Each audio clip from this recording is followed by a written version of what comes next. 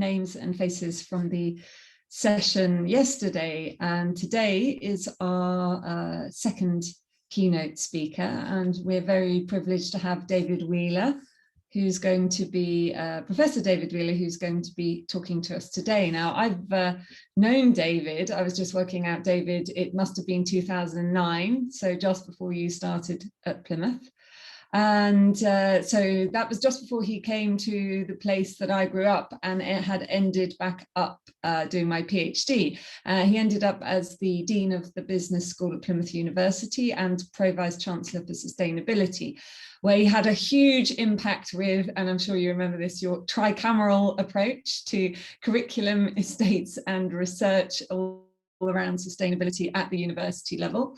And I have David to thank for moving into a full academic career after my PhD, based on him making it seem that sustainability was at the core of everything, which I then found out was not true and have been trying to rectify ever since. David has had an inspirational career at the very forefront of driving sustainability. He advised governments early on around social issues, was also on the board of the Body Shop for about 7 years in its heyday. So really at the heart of all of the cutting edge stuff that was happening in business and sustainability then. Then moved into academia, or back into academia thoroughly, with a range of senior roles, including president of Cape Breton University in Canada. And he's always really been a true campaigner for human shared purpose, really. It's the thread that I've noticed has run throughout whatever David does, finding ever more creative ways to move the dial towards a sustainable future. And I'm really looking forward to what he has to say today, as he is going to reflect from a vantage point of 30 years being at the cutting edge of this, to tell us what's, given the very short amount of time that we have to do something about the issue, what his strategy now is going to be, which should be an inspiration to all of us. So thank you, David. I look forward to hearing what you have to say, and I'll be back on to chair your queue, the questions at the end. So please do, people, as yesterday, please put your questions in the chat and we'll get to as many as we possibly can at the end. Thanks. Thanks, David. Well, thank you, Victoria, for that far too generous introduction. Impossible to live up to the word inspirational. But I also see a thread through my career, which is mostly about causing trouble. And so I will try and stay true to that thread today with another idea that I think should stir things up, which is to refocus our work in corporate sustainability, at least, very much around a single unifying idea, a single unifying test of corporate credibility on sustainability, which is a climate metric and nothing else, because everything else ultimately flows from that. But that's an idea that I want feedback on, and I feel very privileged to be part of this conference, to be with this group of scholars and activists, and get some feedback on that idea, because I'm not sure it's the right idea, but it's events like this that allow one to fine-tune one's thinking, and so I feel very blessed that I've had this opportunity. So thank you very much, Victoria, and everyone else involved in making this happen. So I'm now going to share my screen. I have about 30 minutes worth of remarks, and then, most importantly, we'll open it up for discussion. So just checking that everyone can see my slide. Yeah, thank you. And that it's advancing okay. Yes, thank you. So this is what I want to cover in the next 30 minutes or so. A little bit on my personal background and worldview, very briefly, of course. I'm then going to use Mark Kanye as my foil for critiquing the over-optimistic view of what's happening in the world, not because I'm a pessimist, because I'm absolutely not, as Victoria knows, having known me for 10, 12 years, but because I'm a realist. And I think as scholars and as practitioners and as academic activists, we have to start from a position of reality, not spin or over-optimism, no matter how eminent are the sources of that optimism, and no matter how thoughtful and well-intentioned are those sources. But I'm going to use Mark Carney because he was governor of the national banks in both Canada and the UK, which is where I hold citizenships, so why not? Then I'm going to talk a little bit about how we need to follow the money, again, to be realistic. And I'm going to address what I call the ESG illusion, which is the latest way of pretending that it's all moving fast enough in the right direction. We have a saying in business, which is follow the money, and I think that's something we must do. And then I'll round out by talking a little bit about what are the implications for corporate sustainability and social responsibility, and therefore our work as scholars, as practitioners, as academic activists that touch on the role of corporations and their contribution to addressing the climate crisis.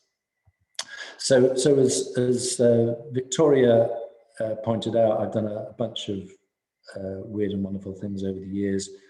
And this second bullet point, I now count myself as a culpable pioneer, probably as close to patient zero as you can get in the corporate sustainability world, in the sense that I had a theory of change in the early 1990s, which I truly believed in, which included the importance of reporting, the importance of metrics, independent verification, and that if only we could persuade all corporations to do what we were doing at the Body Shop at the time, then everything would flow from there.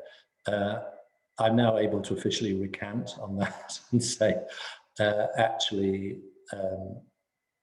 that was not the right theory of change then. And it's certainly in 2021, looking back with 30 years of hindsight, can be shown, as I will do in a few moments, to have not been the right theory of change. And therefore, we need a new theory of change. And that's why we have academics and we have scholars such as are involved in this conference. So this is my picture of the world. You may all be familiar with this cartoon from a Canadian cartoonist, Graham McKay, who happens to be based in Hamilton, Ontario, which is where I do a lot of my advisory work these days with McMaster University and with Mohawk College. So I think this basically sums up what we're facing as a society globally and what all jurisdictions are facing, both in the West or the North and here in the global South in Costa Rica, where I'm based. There's a lot of stuff coming down the pike that we need to be gearing up for. So challenging the Kanye hypothesis. So that those of you that listen to Mark Carney's lectures, which were very powerful and very well put together lectures on the BBC at the end of last year, will have heard probably one of the most powerful ever statements around how we get the world to address climate change. And, you know, I know Mark Carney is incredibly smart, incredibly well-intentioned, and very committed to seeing the world address the climate crisis. And so, you know, none of what I'm about to say is in any way to be taken as critical of him and his role. It's simply that I think the way he's addressing the climate crisis risks being over-optimistic and risks being therefore unrealistic. This quote from his fourth lecture, which was on the climate crisis sums up his perspective, I think. It's about bringing companies, communities and countries together to manage our global ecosystem by developing a consensus for sustainability.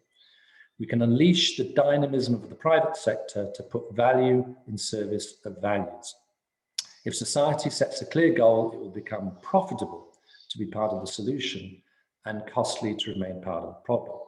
So probably the most powerful statement of optimism around how things will unfold in the next 20, 30 years that I've come across in the last few years, and from a source that could not be more important or credible in terms of the world's capital markets. Unfortunately, this term, value in service of values, and a global society as though such a thing exists, I believe risks being seen as hopelessly geopolitically naive in the fullness of time. And it's the same thing with the COP process, right? We're all supporters of the conversations that go on in the COP process, but we all know that the COP process is also failing. And why is it failing? Because the metrics tell us it's failing. We are not delivering reductions in GHGs as a result of the Paris Agreement and everything else that has gone on ever since the Paris Agreement. And so this question of a global society with common values is actually complete nonsense. And you've only got to look at some of the leaders we have around the world today to understand that the way the world is going is not through some consensus of the willing democratic participants, but where we're going is driven as much by autocracies and non-democratic states as it is by democratic states.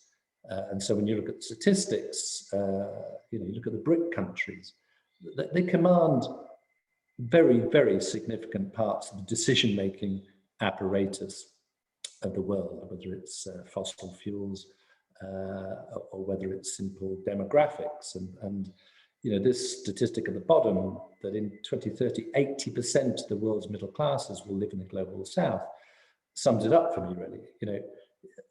In countries in the global south, you are not going to see governments, whether they're democratic notionally or not democratic,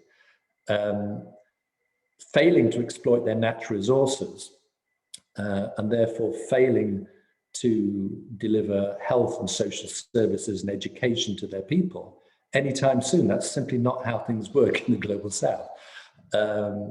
People need to get elected, or people need to command control, like China and Russia and Saudi Arabia, through the exploitation of the natural resources. That isn't changing anytime soon, and to pretend otherwise, I would say, is wholly naive.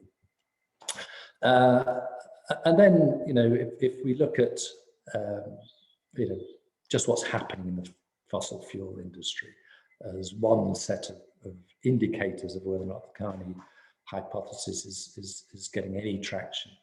And these quotes are from a paper, a book chapter that's coming out early next year. And I'm very happy to share the draft of that if anyone's interested.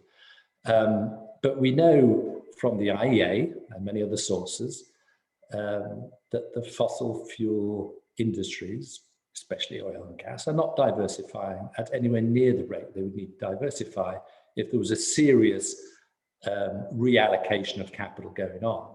And why isn't there a serious reallocation of capital going on? Because some of the largest corporations in that sector in the world are Chinese and Saudi Arabia. In fact, the majority are Chinese and Saudi Arabian out of the top 5.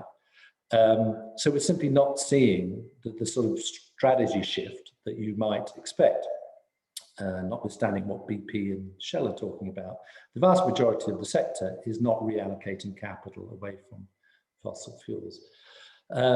And as the Stockholm Environment Institute has helpfully pointed out recently, countries are planning an annual increase of 2% per annum for the next few years in terms of their oil and gas production. That's business as usual. It's alive and well. And, we're 6 years on from Paris. So what is happening here? Except inexorable global forces, which cannot be wished away by all the words, no matter the eminence of the source. And so, I think we can confidently predict, it may sound a bit depressing, but we can confidently predict based on these analyses that the notional remaining carbon budget that we have will have gone by 2030. And then the slope of the curve for mitigation, adaptation, and then technology development gets to be very, very steep. Okay, so this is my last cheery statistic. I'm sure you've had lots of cheery statistics the last day. So, taken from the book chapter that comes out next year for Routledge. In the view of McKinsey, based on their analysis of global energy plans and projections, is that we're on a 3.5 degree pathway. Nothing near a 1.5 degree pathway. So that's the reality, and it's not my analysis, it's just me bringing together the analyses of the IEA, McKinsey, and many others, and pointing to a set of inexorable geopolitical forces that we simply cannot ignore. Okay, so as I mentioned earlier, in business we have this concept of following money, and part of the rhetoric around sustainability, corporate sustainability, and transition these days is it's all okay because we have this thing called ESG, environment, social, and governance, which is increasingly impacting the way global capital markets work, and therefore, in line with the Kanye hypothesis, the money will follow the green economy and it will stop following the old non-green economy. Now, of course, one of the problems with that, as I'll come to towards the end, is that as the economy grows, the green economy absolutely occupies that space in the energy industry. That's all about, new capacity can be green, but that doesn't wish away the old capacity. It doesn't remove the old capacity, whether that's fossil fuel driven vehicles or coal-driven power stations. They sail on, no matter how good things are getting in that piece of the economy where we can invest in really green initiatives. So let's talk about what's happening in the world of capital markets. Again, just to illustrate how far we have to go. So some people like to declare victory in all of this, and Mark Kanye is one of them, that if we follow the recommendations of things like the Task Force on Climate-Related Financial Disclosures, and we know what are the liabilities and risks, the stranded assets that are out there, we can simply avoid them, and capital will then be allocated away from that. So again, that's the theory of change. Let's just collect the data, let's see what the risks are, let's see what the liabilities will be, and therefore capital will be reallocated. It's a bit like our theory of change when I started the Body Shop. As long as everyone did corporate sustainability reporting, we'd know where the problems were and people could address them. Well, that has failed, and I would be loath to predict that the process of the TCFD will succeed where corporate reporting failed. And why do I say that? I'm saying it because reporting is not the action that's required. It's very easy to report, actually. It's a quite pleasant distraction to have tens of thousands of people reporting on impacts diligently and effectively and improving the metrics all the time. It's quite a nice distraction, and it creates a nice narrative, but it's not the real action that is required. So when people like UNEP FI and the PRI folk again declare victory, ESG incorporation is an investment norm, I have to say that's not actually true. And we're doing the world a disservice if we pretend it is. So let me just show you some statistics. Here is why people like PRI and FI are bullish about the direction of travel, because so many people have signed up to a set of principles on reporting. Okay, that's nice. Apparently 90 trillion dollars under management are covered by these signatories. A nice thing. But is that the action that's required? My point would be, no, it's not. And we risk, in our theory of change, that if only everyone signs up to the right protocols, if only everyone signs up to the right reporting systems, we're on a theory of change that I believe is not real or sufficiently a cause for optimism to portray it that way. So Larry Fink at BlackRock writes a letter to all the companies his firm invests in. And just to be clear, Larry Fink's company, BlackRock, controls 6 or 7% of all global stocks. So he's no slouch, right? And if he writes a letter admonishing these companies he's investing in, or his company's investing in, they have to get their act together on climate, we'll say, thank goodness it's a bit like the Mark Kanye intervention. Thank goodness we've finally turned the corner with the capital markets. But have we really? Again, we're all celebrating the FTSE 100. This is the UK stock market.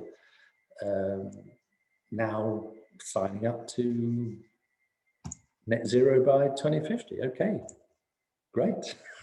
Signing up to a target that's going to be assessed for its reality long after I'm dead, and probably long after the death of the CEOs who are signing these apparent commitments. But is that the real action we need? And again, I just have to go back to the evidence.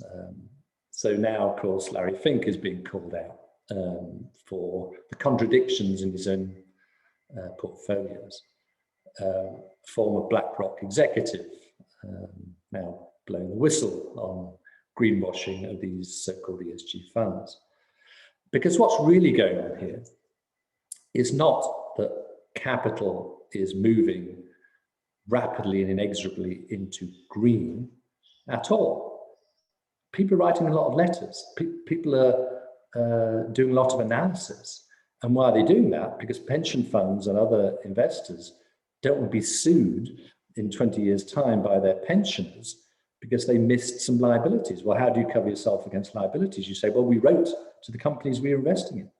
We analyzed them. We did our own independent analysis.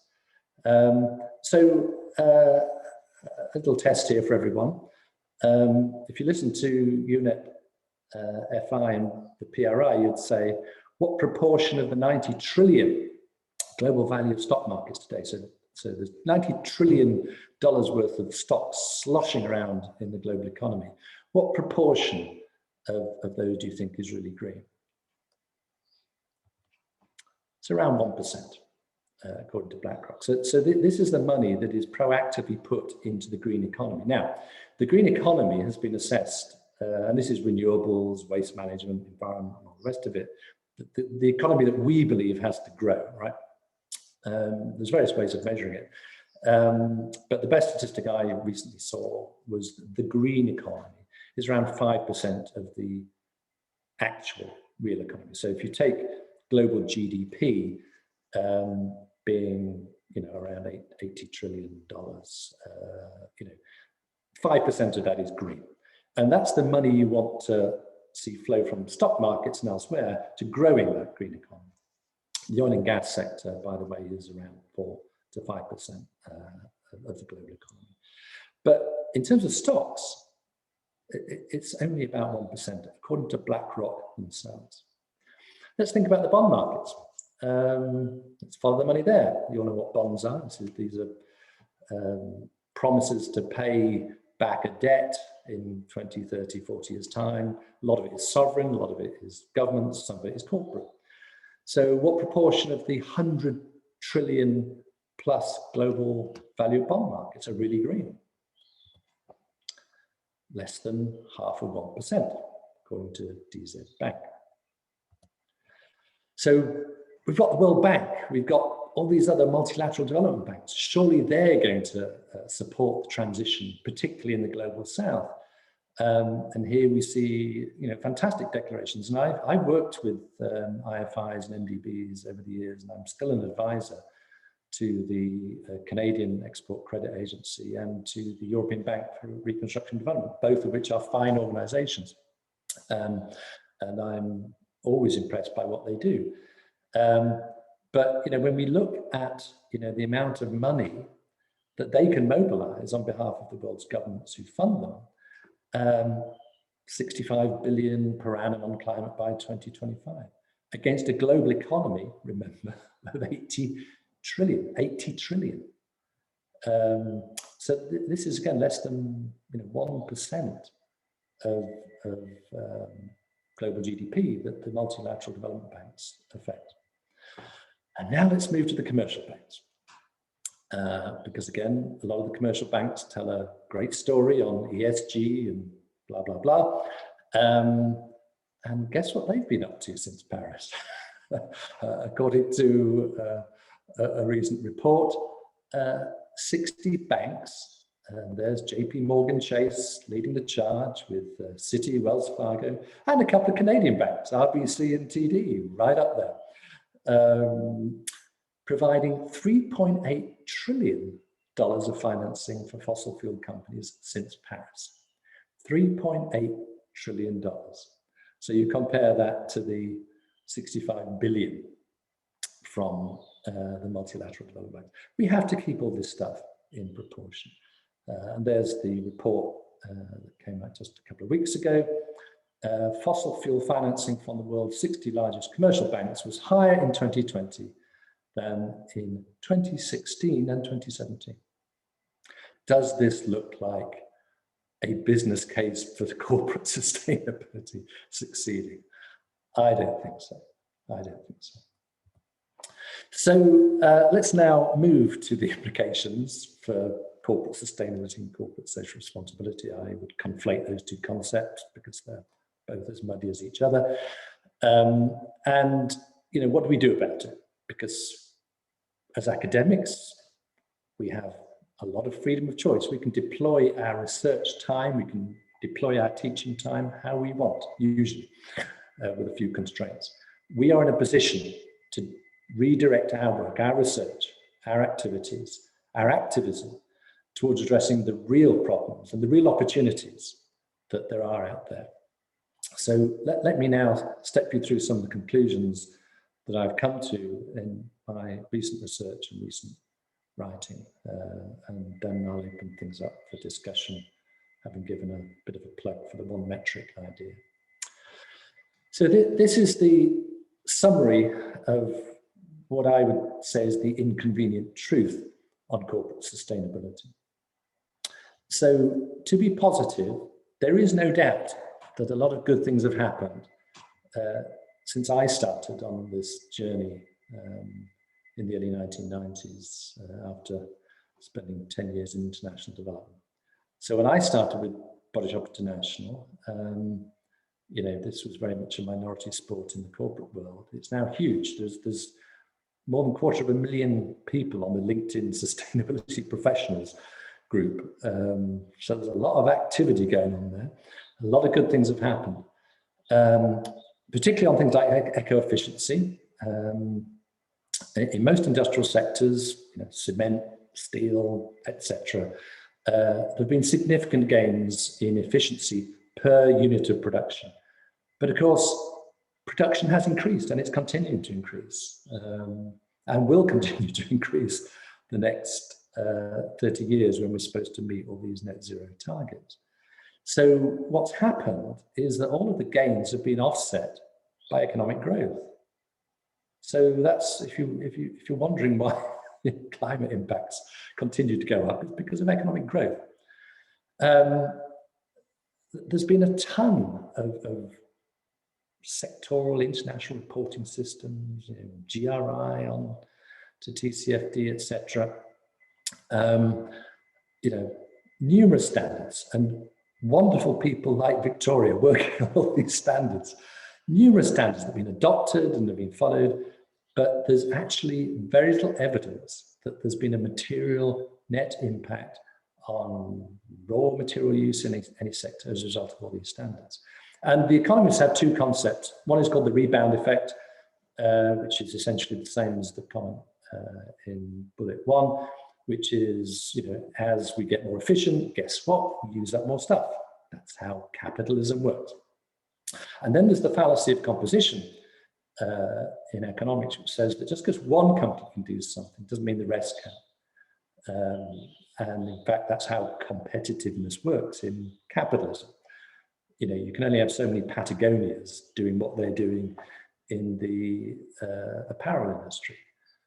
You can only have so many body shops doing what they used to do, they don't do now, by the way, on sustainability. There's only so much space in the cosmetics industry for that. So that's the fallacy of composition. The theory of change, it says that Body Shop doing a couple of useful things in the 1990s on sustainability means that the whole cosmetics industry changes, is wrong. It does not work like that. Then if we talk about what's good about innovation, Tesla and renewable energy and the price of solar panels coming down, fantastic stuff. It's all great. But a lot of that has been at the expense of displacement. One of my favorite examples here is Ørsted. Ørsted got out of coal. Great. But didn't mean that when it divested itself of the coal plants, they went away. They simply went somewhere else. And so there is actually today no evidence of material disruptive innovation or diversification in the fossil fuel industries. We've shared some stats on oil and gas. The same point can be made around coal, which of course China and India are promoting like it's going out of fashion. So what's happening with EVs, what's happening with renewables, is they're simply soaking up the growth in the global economy that is around energy and new automobiles. But I can tell you, here in Costa Rica and elsewhere in the global south, no one's going to be retiring their gasoline automobiles in the next 20 years. It's not how things work. They keep them going as long as they can. And yes, some deep green consumers in Costa Rica, like deep green consumers elsewhere, will buy EVs. But that'll be out of the growth of the automobile industry, which in turn is driven by economic growth, population growth, and so on. So we have to be realistic about how capitalism works and how the economy works and not get distracted by that. And then my final point here, which leads to my proposition, is that we need to recognize that for all the great companies out there, Ørsted, Unilever, go on down the list, that are doing real things and that call themselves purpose-based, purpose-driven organizations. For every one of those, there are tens of thousands of other companies for which these issues do not have an impact. And that's partly because they're in the global south, where the dynamics are completely different, where it's about putting food on the table of the poor. It's about driving up the living standards of the middle classes. It's about looking after health and education budgets. And governments and corporations and state corporations in the global south, including the BRIC countries, which are so influential, are not on this track, I have to tell you. There are 60,000 multinational corporations, 500,000 subsidiaries. They control 50% of global trade, 10 million SMEs globally. And against that, we have 12,000 companies in 158 countries that have signed up to the UN Global Compact. Not a bad thing to do. But signing up to the Global Compact does not mean you're going to be carbon neutral in the next 10 years, or indeed at any point in the future. This is decent, well-intentioned virtue signaling. Nothing wrong with that. But it doesn't mean action. There's nearly 4,000 B Corps, lovely organizations which commit to consider the impact of their activities and stakeholders. And around 500 of those are committed to carbon neutrality by 2030. Very good news. But 500 out of millions and millions of businesses globally. The WBCSD now, like everybody else, is committed to net zero emissions by 2050. Not a bad thing, right? It's a nice thing to say we're going to be net zero by 2050, even though we don't know how we're going to get there, or if the technology will be available, blah, blah, blah. But it is such a small number of even the members of the WBCSD that are committed to net zero by 2030, which is when we're going to have burnt through our carbon budget. So I just believe that we have to be really realistic about all of this, and not be depressed, not be pessimistic, but realistic, because realism and being realistic is the start of liberating ourselves to do the really important work, which is to address what really needs to happen, rather than just reporting, signing up to standards, declarations, and nebulous targets that are 30 years in the future. So that leads me to, say we mustn't forget governments, we mustn't forget legislation, but it's difficult to legislate and regulate, or indeed put in a carbon price on a global basis, because there'll always be leakage, there'll always be countries who don't do it, and will get on quite happily not doing it, especially here in the global south. So my idea is this, and then I'll stop, sorry I've gone a bit over, which is, for those of us working on corporate sustainability, corporate social responsibility, the game is no longer about how many people can we get to commit to the UN Global Compact, to commit to the TCFD, to commit to reporting and metrics and standards. The game is now, how many companies can we push to be net zero by 2030? Because that really would be a good test of credibility. And it's possible. Any company on the planet can be net zero through offsetting, as long as the offsetting projects are tangible and real.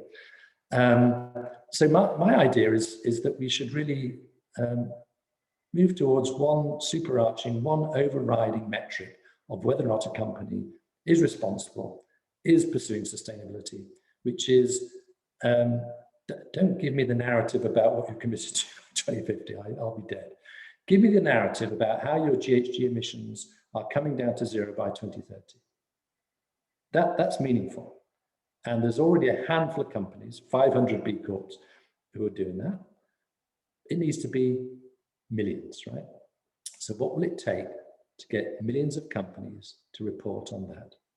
That's my simple idea. And with that, I'll end my remarks and very much look forward to any feedback, positive, negative, questioning or assertions. Thank you, David. Thank you. Some very interesting compilation of facts and figures there, which I think will be coming very handy for all of us. And look forward to that chapter coming out. So it's been, I think people were so enthralled with what you were saying that the chat has been quite quiet. So I think people are still digesting what you were saying there. We do have a question from Stuart to kick us off, and then please do add your questions to the chat. Otherwise you can put your hand up and we can bring you in that way. So Stuart, over to you. Thanks, Victoria. Yeah, that was a great talk. Thank you, David. Quite sobering and a bit depressing in places, but nothing we're not familiar with, I think. Often, I mean, my background is as a social scientist, psychologist, so I'm not certainly no expert in any way in corporate activity or economics or anything, but often it seems that the kind of logic of the sorts of arguments that you were making, leads to the idea that it's capitalism itself, it's economic growth itself that is at the root of these things. And leaving aside for one moment whether the one metric or not may help, a lot of what you said seemed to be premised on the idea that if we still have economic growth, if we still have capitalism, we are never going to crack this, really have a sustainable and stable climate. So I wanted to know what your reflection is on the idea of things like degrowth or different type of economic models, whether you think that that's feasible, whether you support those sorts of ideas. Thanks, Stuart.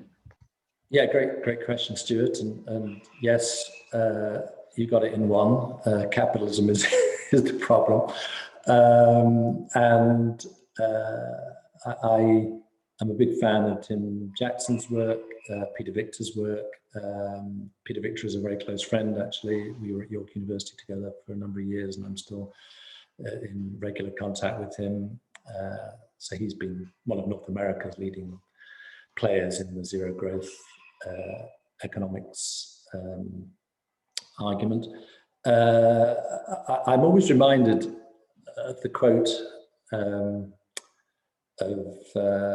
Schumpeter, Joseph Schumpeter, who you all know is often seen as the sort of grandfather of innovation and entrepreneurship. But he was a really important economist in the 1930s and 40s. Famous book, Capitalism, Democracy, etc. And he was asked once, do you think capitalism can survive? And he was teaching economics at Harvard at the time. And he said, no, I really don't think it can. And clearly capitalism in its current form cannot survive. But you've got Western capitalism, financial capitalism, call it whatever you want. And then you've got the capitalism of China and other countries, which is not like that. It's state capitalism, which is directed by state actors. So I just think that, again, we've got to understand the dynamic of capitalism in all its different forms. And, can it reinvent itself? Does it have to go through a period of real creative destruction, to borrow Schumpeter's term again? Do we have to go through huge societal dislocations before it reforms itself? I don't know. The jury's out on all of that. Obviously, the Kanye hypothesis is that it will reform itself in time. It will all be okay. I don't think that's something we can assume. Thank you. Thanks, David. Yeah, my view is we are right in the middle of that creative destruction of reforming capitalism, and it's fascinating and also quite scary to see how that unfolds and how fast and if it's possible, but nonetheless dramatic things happening. So the next question, which is Adam, known as 195065, is I remember from yesterday, is brings up one of the questions that I was going to bring up as well. So David, would you like to? You also had some complimentary things to say to David as well. So Adam, over to you. Sure. Thank you. To some extent, the question began to be answered in the last response. My question is, you mentioned the sort of the distraction of reporting, but yet you're suggesting a report. So I'd like to know what other mechanisms would you suggest? We might call it, now that I've been listening to some more of your response, a minimalist plan versus a maximalist plan.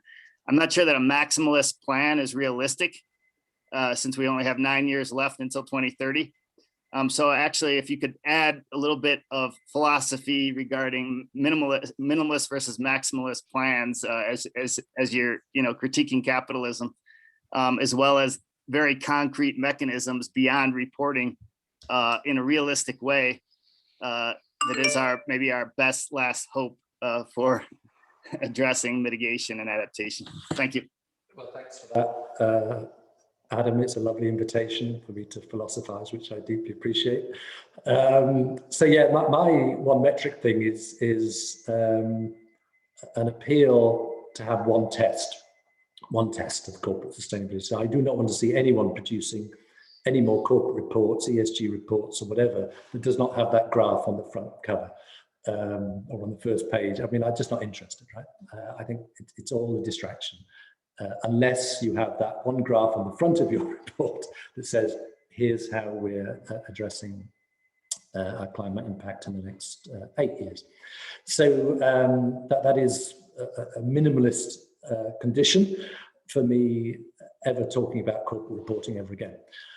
So that's my little intervention there.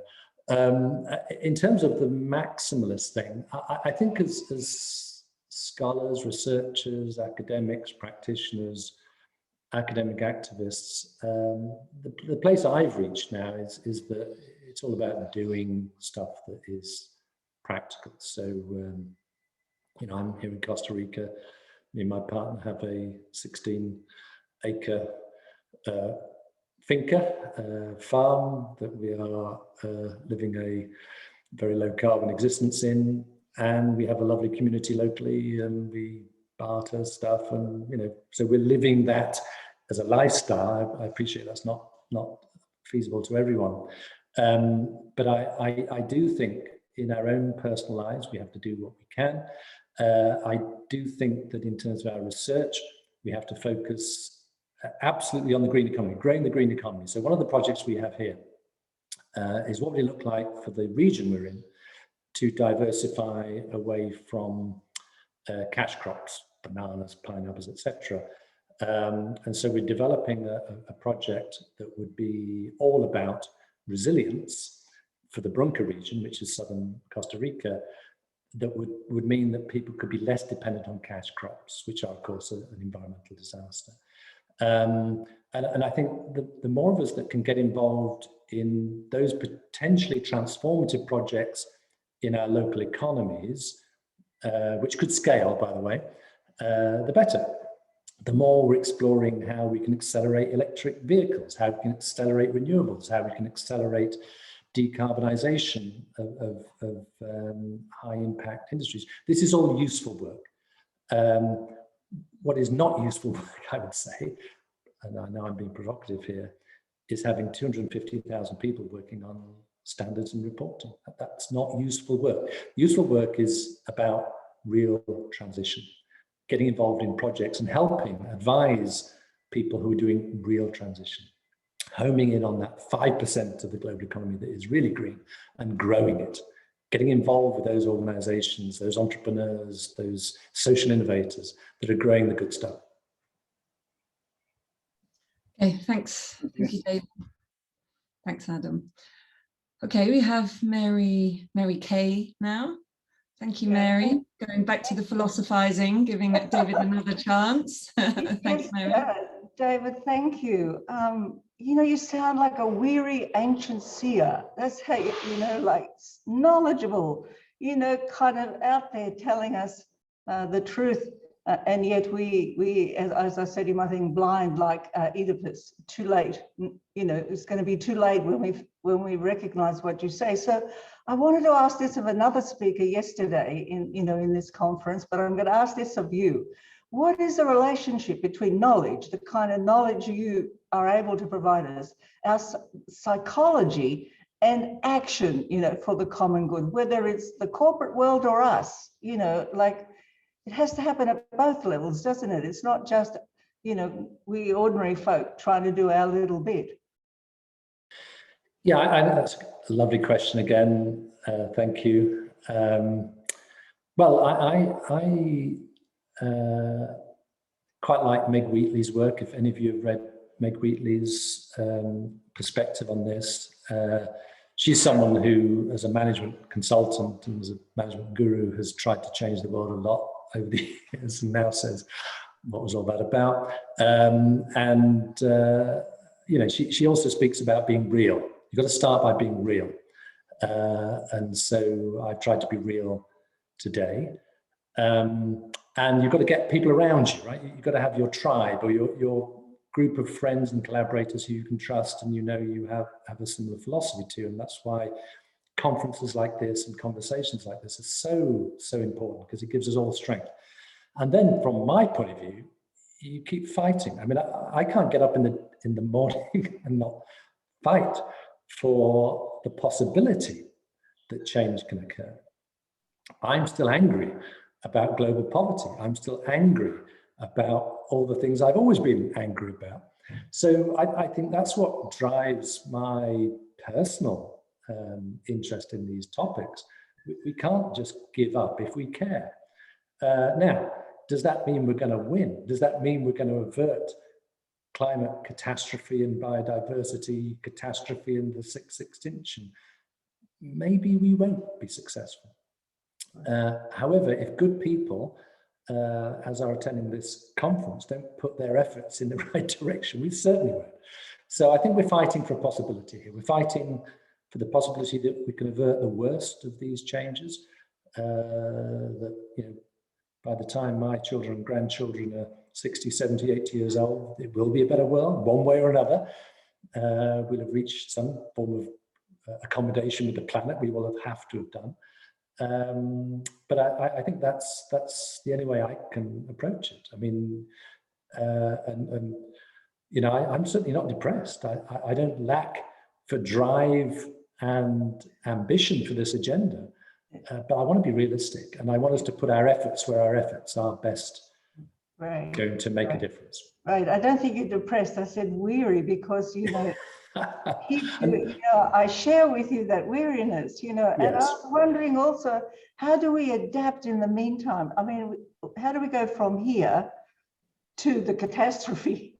And is there an adaptation process as well, you know, that might mitigate the catastrophe? Yeah, and so, you know, I hope I'm not weary. I certainly have learned some stuff, and I've learned not to pursue a theory of change which isn't working. But I do think we all need our own personal strategy, which I think you're pointing to. I think we need our own way of living in the world that makes sense for us. And we need our families and our friends and our colleagues around us. And we keep going. I think, you know, if the proverbial does hit the fan in 20 years' time, it could be messy. It could be messy. And we should all prepare for that time. We should all prepare to be resilient if we need to be personally resilient. We should all prepare our children and our grandchildren for resilient careers, resilient lifestyles, resilient ways of being in the world, whilst not giving up hope for there being a better world, because there has to be. At some point, there has to be. Thank you, David. I appreciate your spirit. You're a wonderful model. Thank you. Thank you. Thanks, Mary, and thanks, David. So we've only got a few minutes left, and I've got 2 questions here, which means I'm not going to be able to make my comments. So, David, we're going to have to pick that up later. I have a few that I'd like to chew over with you, let's say. So, including standards. So, Christy Facer is not able to connect to audio. So I'm just going to read her question. So she said, thanks for this fascinating presentation.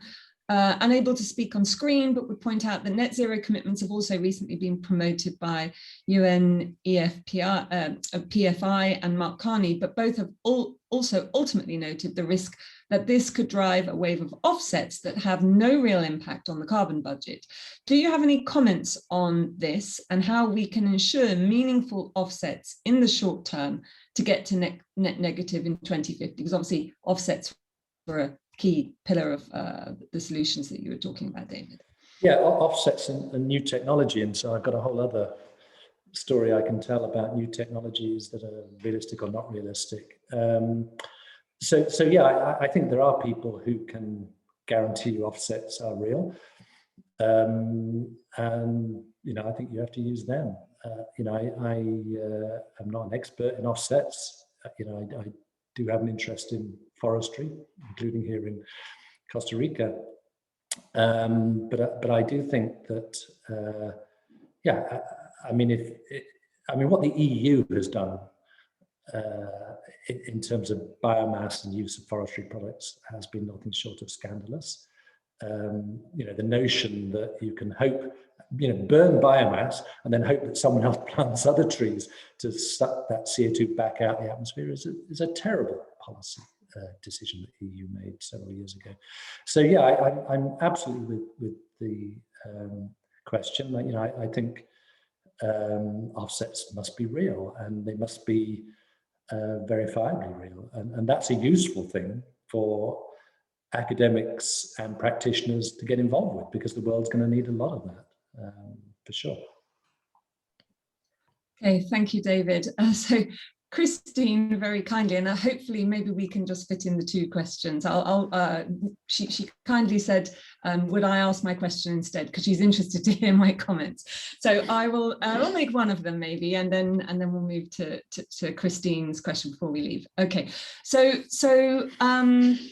as you just pointed out there, David, these things are ultimately complex. And what is absolutely core, I believe, is accountability. Because unless, especially in, we have a world full of huge corporations that in the, 100 years ago wasn't even imaginable, that the wielding of power of a relatively few number of corporations, and accountability of those is absolutely the core of this. So standards and reporting are about uniting energy, but they're also about accountability. Now, if we are going to have one metric and we're going to go use that, the implication is that becomes the focus of our accountability. So we're saying essentially, no one has to worry about other things. As long as they get that metric right, then that's fine.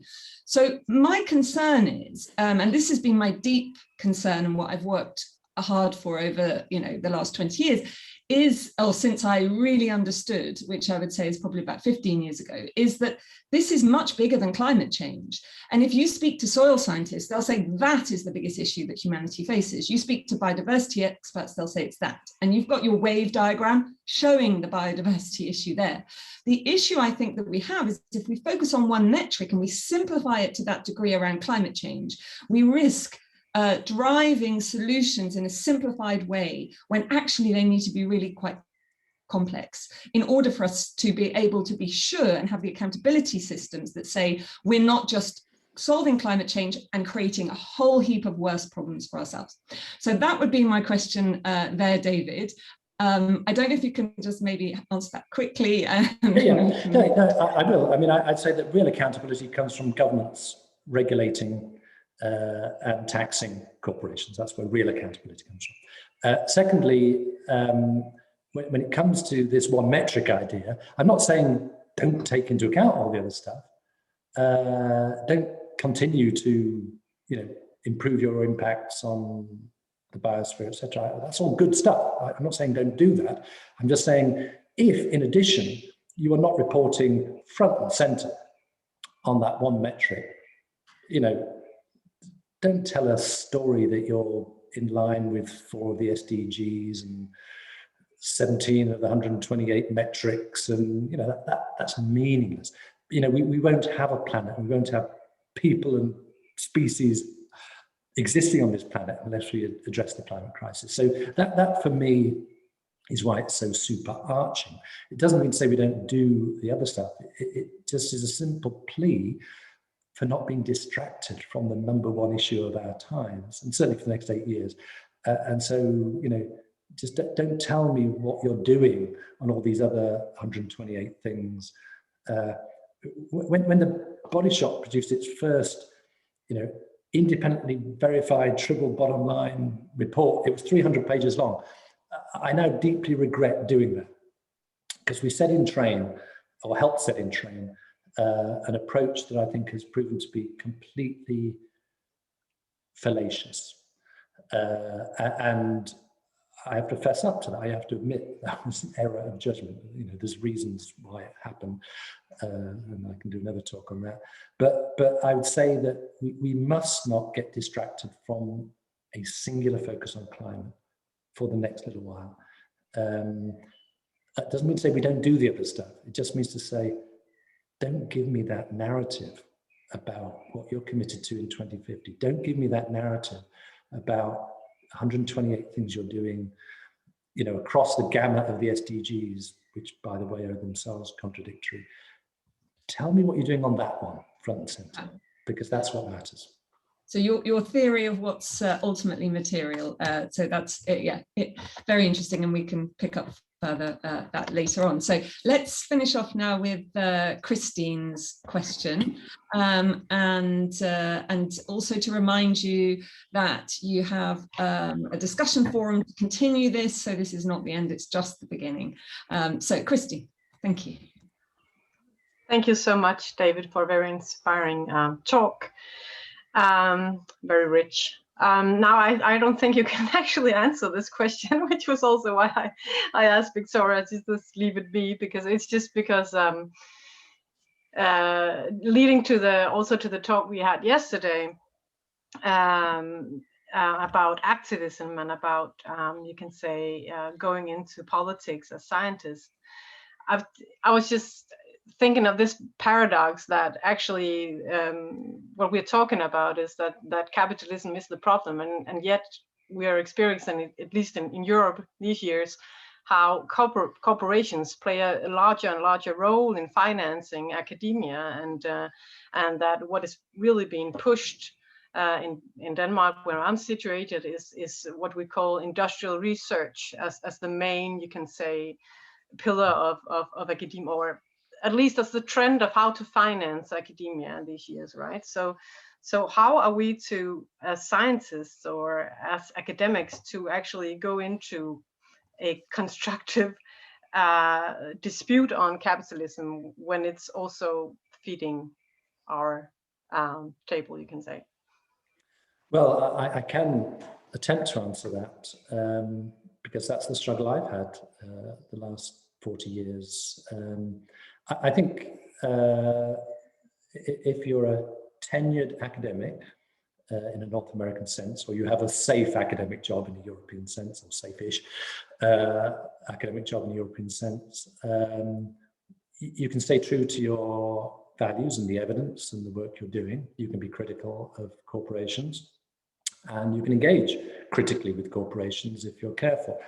I don't believe we should be enthralled to business, of course, and particularly not in academia. But we have to engage with it, and particularly we have to engage with the more progressive elements of it, which is why I'm always quick to be positive about certain good actors, whilst also pointing out that there's millions of others that are not so good. So I think if you take a balanced approach to corporations, you know, just critiquing capitalism itself, I think has limited value except over bottles of red wine. And we can all do that, you know, in a safe space. I mean, the reality is we're stuck with it, particularly in the West. And there are different forms of it, as I was saying earlier, which are even more pernicious than the forms we have in Europe and North America. But I think you pick your battles. I think you pick the interventions you want to make that are most powerful, that are backed up by the evidence, and you stick to your guns, and you don't have any fear, as long as you have that relatively safe academic job. You speak your truth, you speak to the evidence, and you land the arguments. And you know, in my 20s, I was involved in organizations that were advocating for social responsibility in science in Europe and UK. And in those days, it was health and safety, asbestos, and all those things. And we always encourage scientists to speak out, you know, speak to the evidence. And now, there's an even stronger moral obligation, given the scale of the challenges we're facing, for academics to be truthful. But I'd say be smart about it. Pick your battles, pick your interventions, go for high leverage interventions how and where you can, having other people around you. And that's why, you know, the whole scientist warning stuff I'm a big fan of, you know, that's turned itself into a bit of a movement. And I think as individuals, you know, you have to be brave but smart. Thanks. Thank you, David. Great. We're a few minutes over. Apologies for that, but I hope that you enjoyed the session. I know I certainly did. Thank you, David. It's difficult to do a proper round of applause online, but we very much appreciate you coming to talk to us. Please, everybody, do continue the discussion over on the discussion board. See you later. Thanks, everyone. Take care. Thanks.